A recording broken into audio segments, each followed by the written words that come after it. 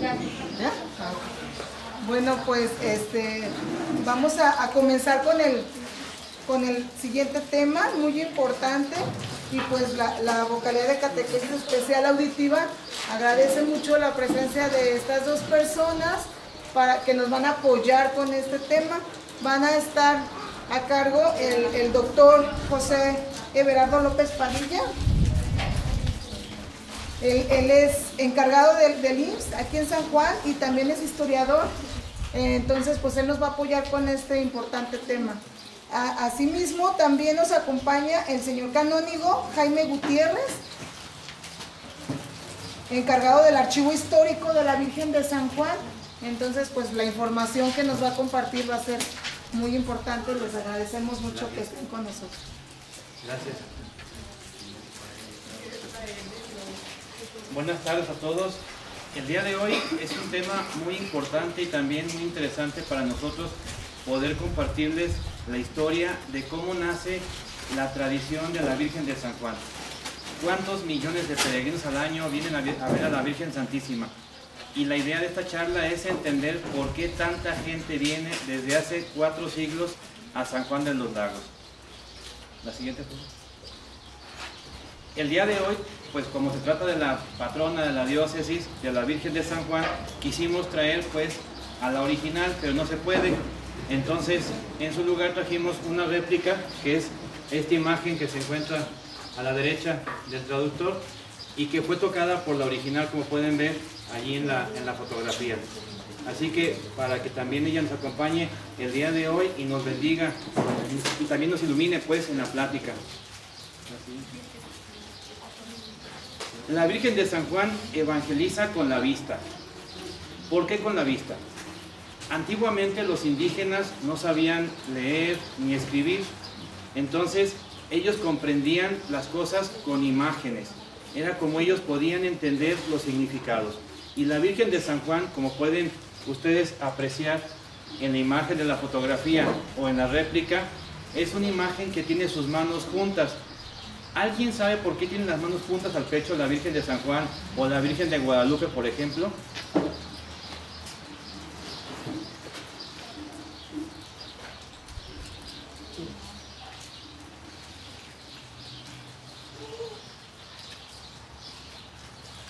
Dice que no, pero sabe de diferentes vírgenes que tienen igual las manos, que a lo mejor supone que es por la oración que hacen directo hacia Dios. ¿Alguien más tiene una idea también o una creencia de por qué tienen las manos juntas?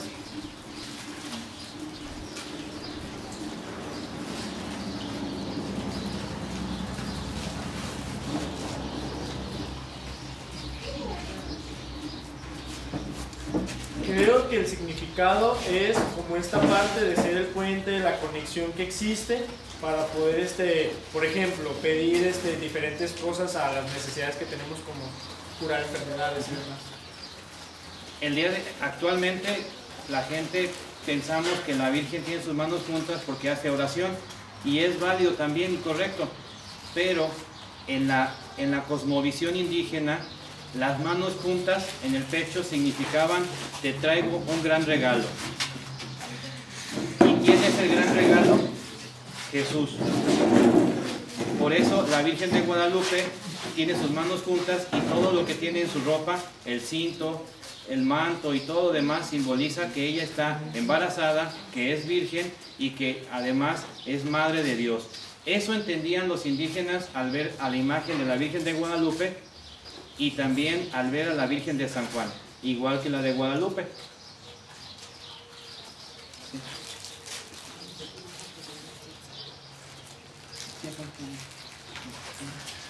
¿La puedo hablar? Sí, claro. La Virgen también tiene en su ropa el color rojo y el azul. Estos colores simbolizan la Inmaculada Concepción.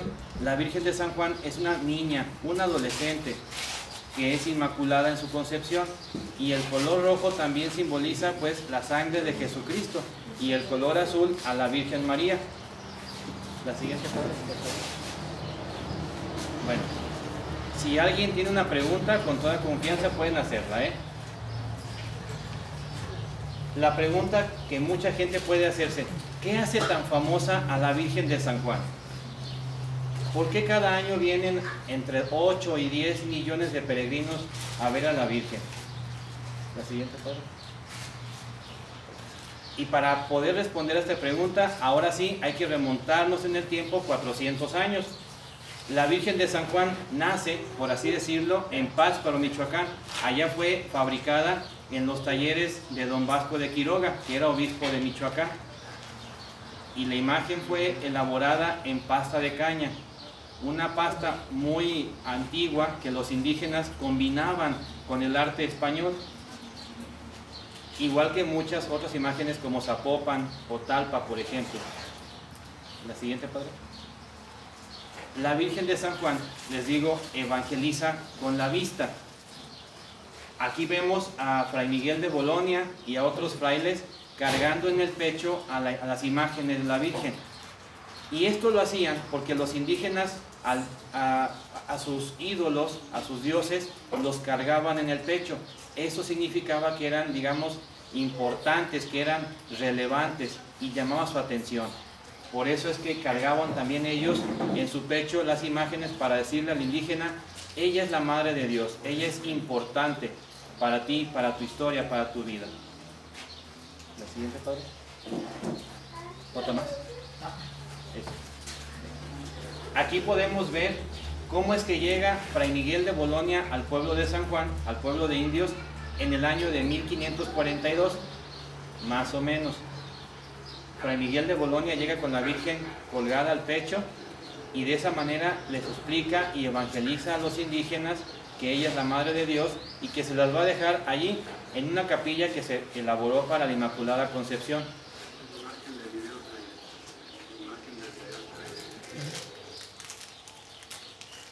La Virgen de San Juan fue colocada en la capilla de indios. Primero allí estuvo en el altar principal. Por desgracia, con el paso del tiempo se fue lastimando su imagen y la quitaron del altar principal. A veces las imágenes dañadas las retiraban, algunas las sepultaban, otras las destruían. Esto para ya no dejarlas ahí a la vista. Sin embargo, hubo una mujer, una india, Ana Lucía, que a pesar de ver a la Virgen lastimada o dañada, le tenía una devoción, una fe muy grande y de hecho platicaba con ella. ¿La sigue, padre? Ella es Ana Lucía, la india, y también su esposo Pedro Andrés. Ellos eran los guardianes de la capilla de indios en el año de 1623, o sea ya casi 100 años después de que llega la Virgen de San Juan. Ana Lucía nos cuenta en documentos que ella platicaba que la veía moverse cuando la Virgen era quitada del altar principal. Al día siguiente aparecía en el altar principal nuevamente, por sí sola. Y también que la llegó a ver sudar. La siguiente, padre. Esta cajita que pueden ver en la imagen a su lado, enfrente de ustedes, es el primer nicho que tuvo la Virgen de San Juan. Es el primer sitio donde ella estuvo colocada y de hecho al día de hoy todavía existe. Si un día van al Museo de la Virgen, ahí la podrán conocer. Una cajita de casi 4 siglos. La siguiente, padre. Y ahora bien, ¿cómo fue que la Virgen se hizo famosa? Pues lo mismo, cercano a los días de Navidad de 1623, una familia de siqueros que venían de San Luis Potosí, eran papá, mamá y 2 niñas, una de 7 y una de 10 años de edad. Iban rumbo a Guadalajara como cirqueros para vivir de esto, hacer sus funciones del circo. Llegan a San Juan y aquí se quedan a descansar. Mientras descansaban, practicaban también sus suertes. La siguiente, padre. El papá, por ejemplo, enseñaba a una cabra a bailar. También tenía sus caballos y hacía muchas artes muy rudimentarias para la época, pero que se consideraban como un circo. La siguiente, padre. Pero la más pequeñita era la que hacía la suerte de más riesgo para su vida, que consistía en colgarse del marco de una puerta con sus piernitas, con una daga entre sus manos y echar una marometa para caer de pie con la daga en esta mano. Sin embargo, cuando la niña cae al suelo, se clavó la daga. Se la clavó en el pecho. La siguiente, padre. Y obviamente la niña falleció, murió desangrada, aquí en el pueblo de San Juan. En esta imagen que está aquí, esta pintura, es una de las más antiguas. Y si se fijan, está la niña pequeñita con la daga en el pecho, clavada. Y a un lado está una mujer vestida de azul, que es la india Ana Lucía, que le está diciendo a la mamá. La siguiente padre, por favor. A la mamá le dice: no os desconsoléis, que la Zahualpili la resucitará. Imagínense ustedes cómo una india, una mujer, le dice a otra con tanta fe que le puede devolver la vida a su niña, una imagen pequeñita. Zahualpili significa la gran señora.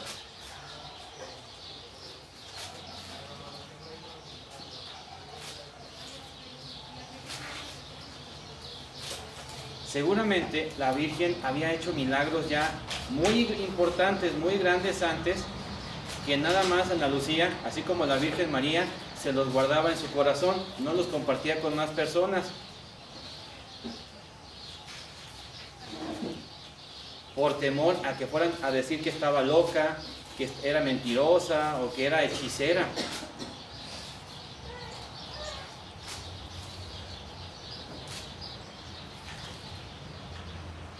Pero al ver la desconsolación de la mamá, al verla tan triste, le revela este secreto. Le comparte que la gran señora le puede devolver la vida a su niña. La siguiente, padre. Y fue así que Ana Lucía le coloca en el pecho la imagen de la Virgen a la pequeña niña. La niña ya estaba envuelta en sábanas, así como una momia, hagan de cuenta. Y entonces, eso fue como a las 12 del día. Y durante 3 horas estuvieron rezando con la Virgen en el pecho de la pequeñita. Y a las 3 de la tarde más o menos, la niña empieza a moverse dentro de estas sábanas, de esta mortaja.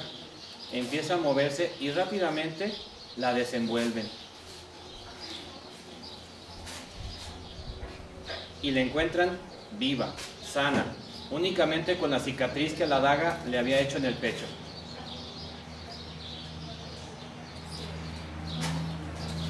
¿Se imaginan la sorpresa de la familia, de la mamá, del papá, y además la alegría también de ver a su niña muerta, ahora vuelta a la vida?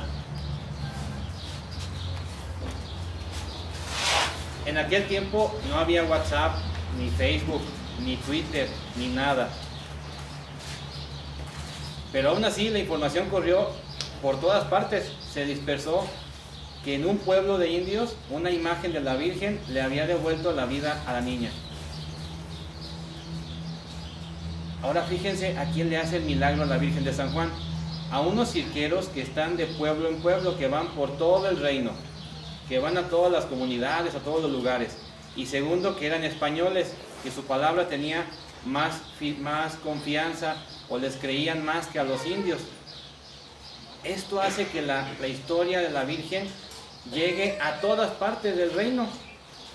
Y es allí donde nace la fama de la Virgen de San Juan, y que muy al principio de este año empiezan a venir romerías. Muchísima gente en peregrinación a ver a la Virgen y a pedirle un milagro. La siguiente, padre. Otra más. Otra más.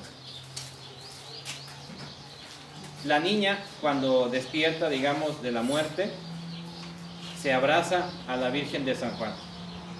La siguiente, padre. Y entonces, la imagen, como estaba maltratada, es llevada a Guadalajara para restaurarla, pero iba acompañada por indígenas del pueblo de San Juan.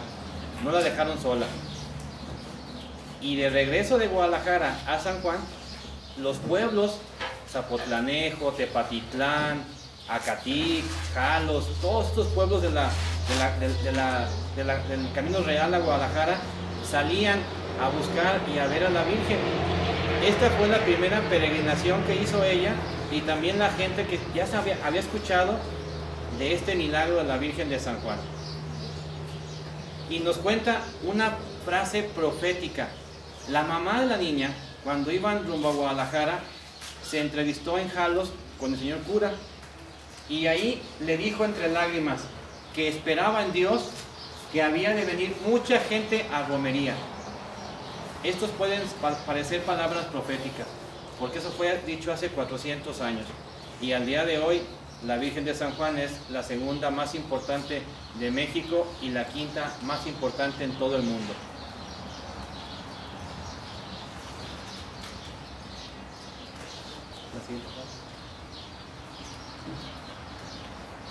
Y esto lo podemos ver en toda la gente que viene desde hace ya 4 siglos. La feria más importante de México no era la de Aguascalientes, era la de San Juan.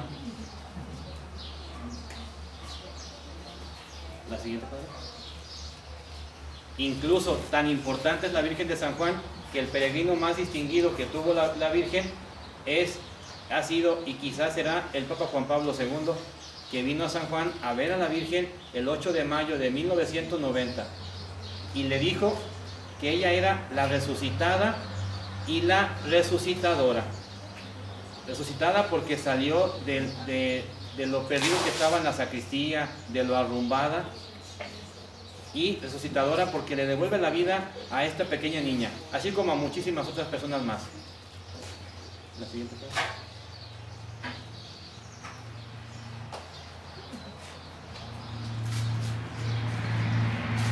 ¿hasta aquí tienen alguna pregunta o comentario sobre esto?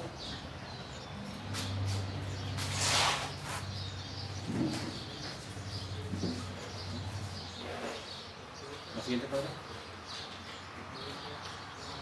Ahora les presento al padre Jaime Gutiérrez, quien nos platicará también de la Virgen de San Juan y cómo han sido estos 400 años de llegar aquí al pueblo. Le doy aquí.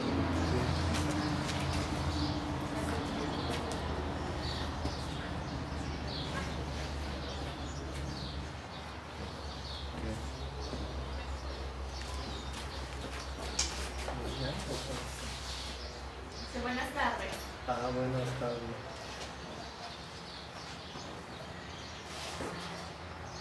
Estamos por celebrar los 400 años del primer milagro. El primer milagro también está cuajado en una capilla, un templecito que hoy todavía está de pie. Voy a hablarles de a 400 años, qué importancia histórica y actualidad del primer milagro de la Virgen de San Juan tiene.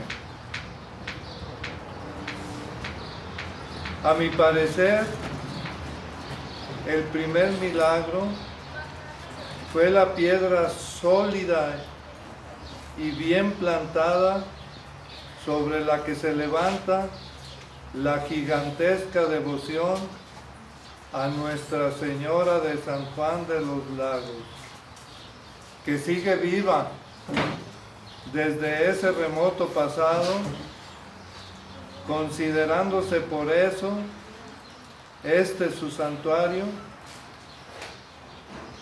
el segundo más visitado.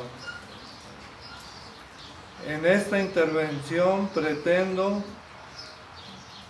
un tanto de carrera, subrayar lo que me pareció de más importancia. De antemano, reconozco que habrá otros datos mejores que pueden señalarse, como lo ha hecho varias veces ya el doctor Everardo. Voy a desarrollar 7 puntitos chiquitos. Primero, podemos afirmar, sin temor a equivocarnos, que el primer milagro de la Virgen de San Juan, así llamado, fue el comienzo 100% histórico de la sagrada imagen de la Virgen de San Juan, donada por unos padres franciscanos. Sí existieron los testigos oculares con sus nombres y apellidos que dieron fe por escrito y bajo juramento ante un notario eclesiástico sobre el origen de la imagen de la Virgen de San Juan y sobre su primer milagro. Además, hay un franciscano de aquel tiempo que levanta en su historia de la Nueva Galicia, hoy Jalisco, el singular acontecimiento. Se trata de uno de los primeros historiadores del reino de la Nueva Galicia, el célebre fray don Antonio Tello.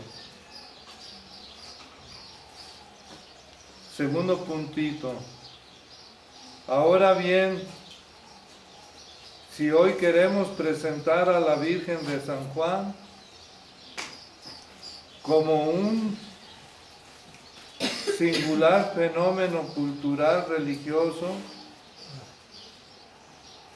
hemos de indagar su entorno regional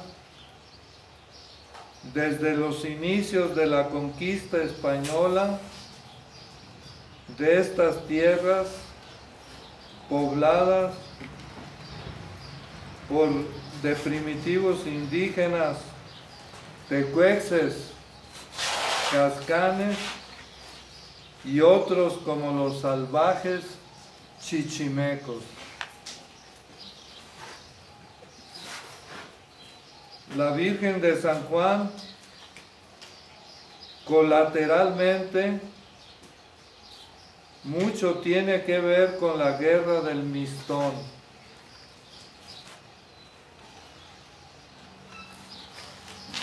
Donde actúan de mediadores de los indios derrotados,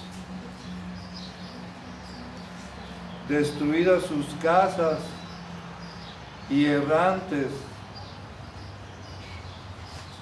Fray Antonio de Segovia y Miguel de Bolonia son los más verosímiles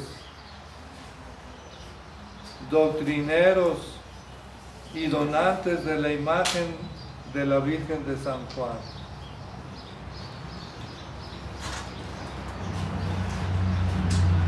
Sabemos que la entregaron al pueblo de San Juan, pueblo refundado,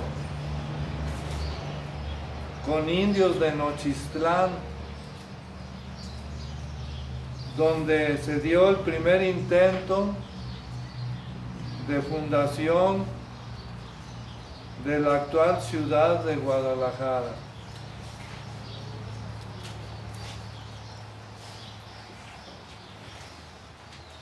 En ese pequeño mundo local, dividido entre unos españoles conquistadores y unos belicosos indígenas, es donde se desarrolla la historia de la Virgen de San Juan y su primer milagro, muchos lograron tener la misma fe y la misma devoción a la Virgencita, Madre de todos, de indios y españoles. Y logró la Virgen también una convivencia pacífica entre los indios desposeídos y pobres, y de los españoles terratenientes, viejos cristianos e hidalgos trabajadores, todos cultivadores de estas tierras flacas. Es un retrato fiel de lo que son los católicos alteños de hoy. Tercer puntito. Al pasar 400 años del primer milagro, constatamos agradecidos que desde entonces se siguen dando hasta el día de hoy milagros tras milagros. Podemos afirmar que la Virgen de San Juan es un milagro de milagros. Toda su historia está ocupada en una derrama de milagros. Siempre contados por un pueblo admirado y siempre narrativo. Hay pues una arraigada tradición de escribir y de contar los milagros obrados por la intercesión de la Virgencita de San Juan. Por eso es ella la que cuenta, y cuenta mucho, con 400 años de milagros. Tanto es así que el primer libro escrito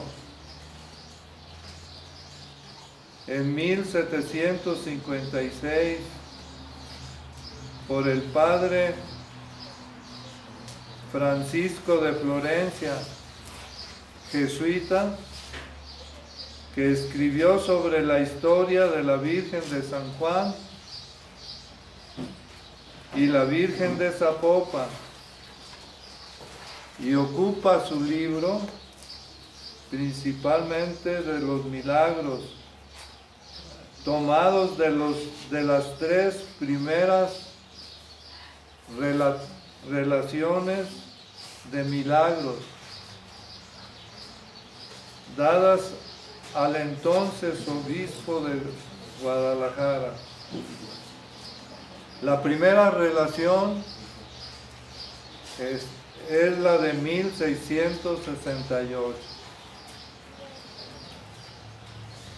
La segunda, 1691.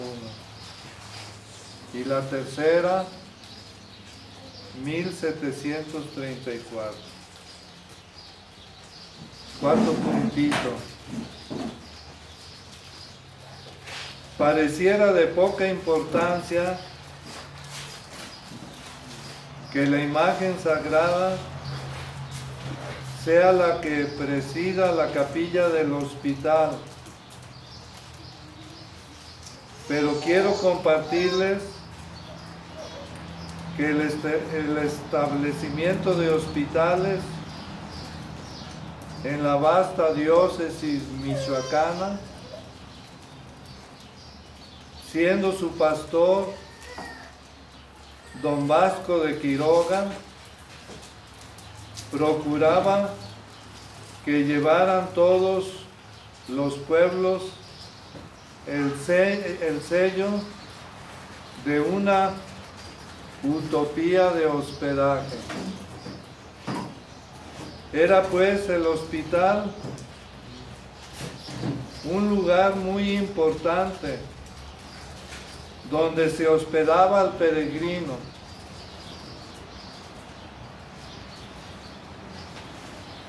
Se atendía al enfermo, se daba de comer al pobre hambriento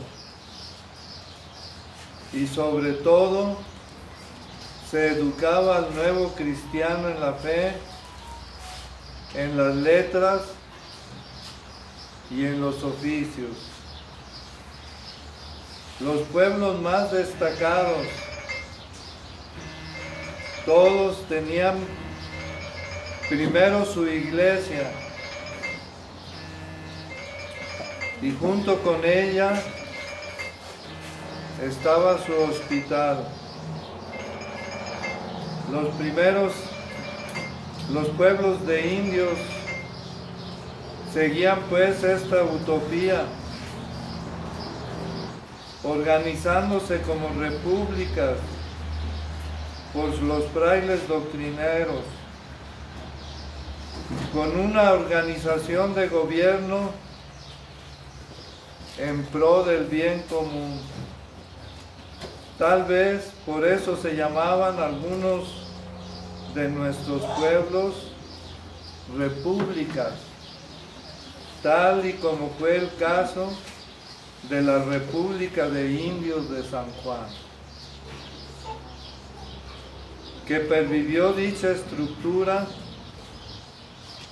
aun cuando se permitió que cohabitaran los españoles en su pueblo en el año de 1633,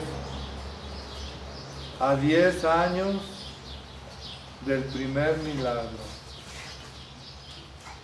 Así que San Juan de los Lagos renació hace 400 años para hospedar al peregrino, como hasta el día de hoy lo sigue haciendo. La pregunta es: ¿bien o mal?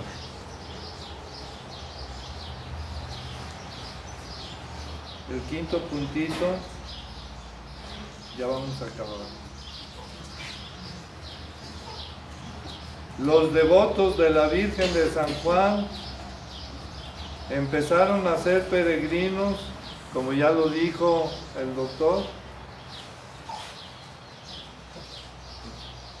a partir del regreso de la imagen restaurada en las orillas de Guadalajara por los padres de la niña vuelta a la vida. Comenzaron pues los vecinos de San Juan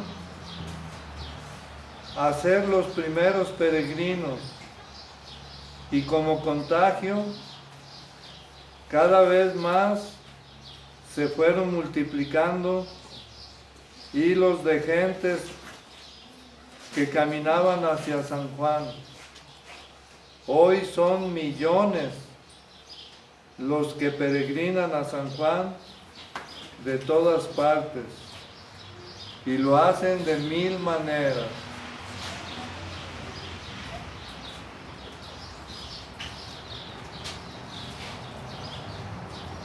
Sexto puntito. Desde 1634 siempre se ha contado con imágenes peregrinas que visiten a quienes solicitan la presencia de la Virgencita de San Juan. Incluso han visitado al extranjero. El fin original de las imágenes peregrinas, siendo honestos, debería ser para promover y expandir la devoción a Nuestra Señora de San Juan de los Lagos. pero históricamente también fue para recaudar fondos y así edificar sus 3 templos y sus espacios de hospedaje. Hoy lo que más importa es cómo hacer crecer la devoción en este templo de 1769. El santuario estrenado en 1769 resistirá los retos que pide nuestra pastoral de santuarios hoy en el año 2023. Y ya el último puntito. Séptimo, tanto crecía el número de peregrinos visitantes que llegó a ser insuficiente la capilla del hospital. Por eso, ya el nuevo párroco de Jalostocitlán, don Diego de Camarena, que sucedió a don Diego Herrera, solicitó permiso de un nuevo templo, pero atención, tomando dentro la capilla del hospital, donde se veneraba la sagrada imagen. Y quiero subrayar esta necesidad de ampliar el templo, porque después de 400 años, sigue siendo hoy una necesidad urgente y apremiante, sobre todo algunos días del año festivo de la Virgen de San Juan. Se finí.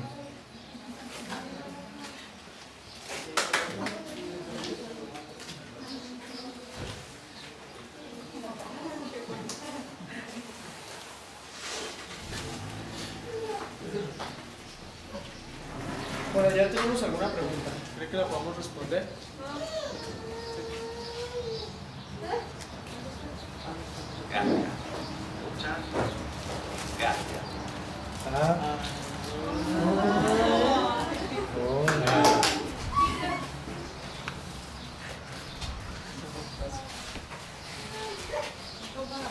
Bueno, me generó una pregunta en esta segunda parte en cuanto al tema que explicaba respecto a los milagros. Bueno, en la primera parte se tocaba un poquito más a profundidad, vimos cuál era el primer milagro y demás, y veíamos como esta importancia o el impacto que ha tenido sobre el asombro hacia las personas, ¿no? O sea, hacia la misma comunidad.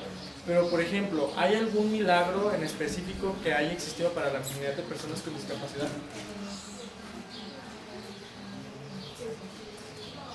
Sí, sí hay.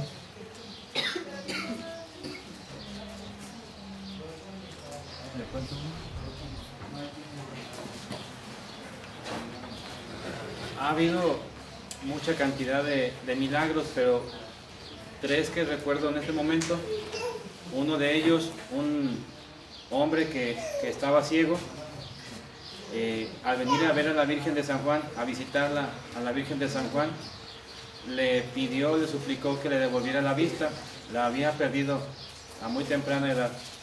Y entonces el hombre se acercó a la Virgen de San Juan, la tocó en su cuerpecito, y cuando salió del templo, al salir de la capilla, recobró la visión de manera inmediata. Era un hombre que sabían todos que era ciego, y entonces el capellán lo tomó como un milagro. Pero también lo contrario, un alcalde de Lagos, un presidente de Lagos, por así decirlo, llegó al pueblo de San Juan y entró más por curiosidad que por devoción a visitar a la Virgen, y e hizo algunos comentarios de que era una imagen fea, que no era bonita, y entonces el hombre perdió la vista, quedó ciego.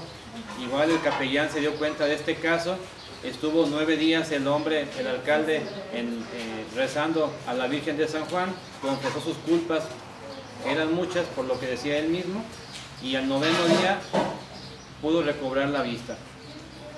Y un tercer milagro también, también alguien que nació sordo, la mamá lo llevó a ver a la Virgen de San Juan, tendría, según el documento, 7 años más o menos, y la mamá también le pedía a la Virgen que le pudiera recobrar la audición a su niño, que si era su voluntad le ayudara. A la mamá se le ocurrió ponerle tierrita a la Virgen en los oídos del niño. La tierrita de la Virgen era parte de la capilla de indios, era el adobe. La gente la quitaba de allí porque la tenían por milagrosa.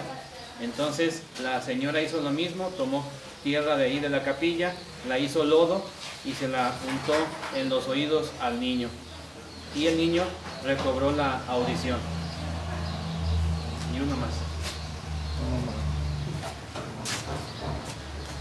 En una fiesta del 8 de diciembre vino con muchas dificultades un paralítico. Lo traían cargando y lo llevaban a la Virgen para que lo curara. Lo cargaron entre dos hasta la banca y le pidió con grande fe a la Virgen, gritando. Y la Virgen le dio el caminar. Y el capellán, entusiasmado, pidió que un notario levantara acta del milagro que ante todos había ocurrido. Y levantó la mano uno y dijo que él era notario, pero que estaba ciego. Y le pusieron a la Virgen y recuperó la vista. 2 milagros en un solo momento ante mucha gente. Y nada más por último, uno más así. Este que pueden ver en la fotografía, algunos lo habrán visto, el caso de Abigail, la niña pequeñita que hace el 7 de abril, que fue el cambio de la Virgen, el cambio de manto y vestido. La niña tenía una enfermedad, digamos un tipo de parálisis, no podía mover su cuerpo, únicamente la mirada. Si ustedes han visto el video de ella, o si no lo pueden encontrar en internet también, de cómo ella llega sin ninguna movilidad. Los médicos no encontraban tampoco la causa, el diagnóstico a su padecimiento. A esto se le conoce como idiopático, es decir, que no hay ni idea de qué es lo que tiene la niña. Y los papás pidieron permiso para entrar al cambio de la Virgen, y la niña le colocaron encima, el señor obispo le colocó encima la imagen de la Virgen de San Juan. Y al día siguiente por la mañana la niña se levantó de su cuna. Si ustedes igual han visto el video, ahí pueden constatarlo, cómo ella se mueve ya por sí sola, y ya a la semana prácticamente ella andaba en bicicleta como si nada hubiera ocurrido.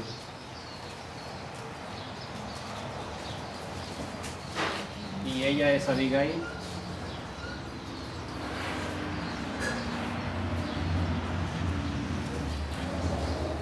De este lado tenemos otra pregunta.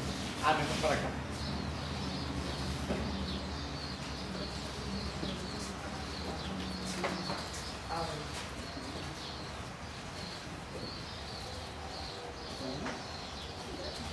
Fíjense, ahorita ya ustedes estuvieron como observando. Mejor para acá.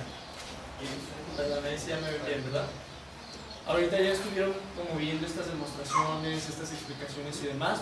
agradecemos esta parte, y han visto cómo se ha explicado las diferentes cosas y milagros que ha hecho la Virgen a lo largo de la historia. O sea, ya estuvimos viendo, por ahí algunos ya sabemos, entonces estuvimos recordando y estuvimos como viendo toda esta parte, ¿no? Por ahí decía, ¿no? Cómo los milagros pueden suceder y cómo nosotros la palabra milagro normalmente lo utilizamos para la expresión de ¿qué milagro? No te había visto. Pero ahora le damos este resignificado y vemos que es una cosa totalmente aparte. Y gracias a esta explicación, y me gustaría como abonar un poquito más para que quede un poquito más claro, como si fueran dos puntos, sería la parte de, obviamente, por ejemplo, yo tengo una amiga que es de Guadalajara y lamentablemente falleció, bueno, estaba en coma. Y pues obviamente el diálogo ya con su familia, los acuerdos y demás, pues era de desconectarla, pues. Sí saben, ¿no? Que de repente para cuando están en coma se desconecta como la energía que las mantiene con vida y demás. Y pues obviamente había personas que no estaban de acuerdo. Su mamá era esa persona que no estaba de acuerdo y que tenía esta fe y decía, es que hay que ir a San Juan, hay que ir con la Virgen, hay que ir a pedirle, hay que ir a rezar, hay que tener esta oración y esta fe muy grande. Y pues el hospital pues ya tenía varios días, ya tenía varios tiempo ahí, y entonces pues ya sabían que la hija estaba sufriendo, ¿no? Entonces parte de la familia decía, no, es que ya hay que dejarla descansar en paz y demás. ¿Y qué creen? Que vinieron y al tercer día despertó, fue como resucitar. Mi papá incluso fue y estuvo ahí con ellos y demás, los doctores le decían y le platicaban la historia. Que incluso a lo mejor su papá tenía cáncer. Un tumor ahí en la pierna, 2. Entonces obviamente la familia pues era como la que se acercaba a apoyar, a dar ánimos y demás, y siempre con esa tranquilidad de decir, no pienses que el cáncer es como una enfermedad terminal que que es como una despedida, pues. Entonces el consejo era, vamos con la Virgen de San Juan, es como esta devoción que se le tiene y demás, y se hizo como esta peregrinación de venir y de entrar y de pedir y demás, y era tal cual, una oración muy sencilla de por favor, ayuda a mi papá, ayuda a que se sienta mejor y demás. Y es como esta parte de acercarse, de pedir, de tener el contacto y demás. Y pues obviamente era desde lo mío, o sea, desde lo que yo podía expresar y pedir de mi familia y demás, ¿no? Ya después se llega el momento de la cirugía y demás, pasan los meses, las revisiones y demás.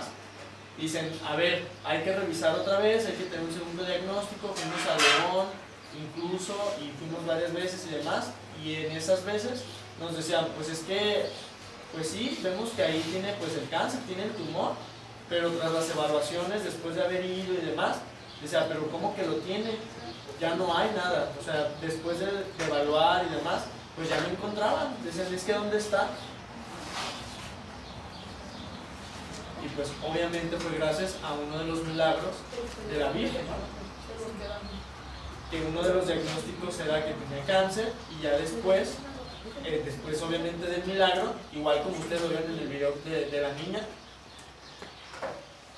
del primer milagro, perdón, ustedes vieron, ¿no? Y ya les compartieron la historia y demás, entonces ese también podría decirse que es como un milagro, ¿no? Entonces nada más para que quede más claro.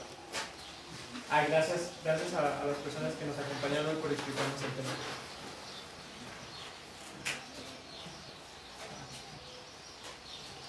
¿Alguna otra duda?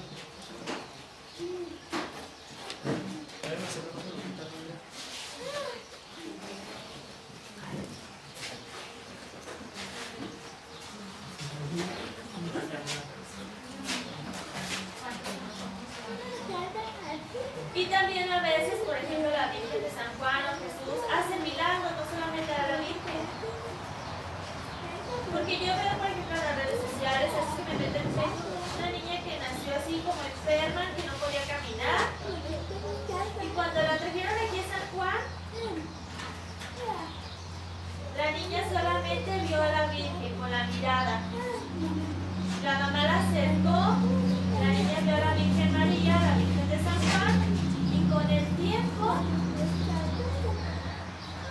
niña ya pudo caminar.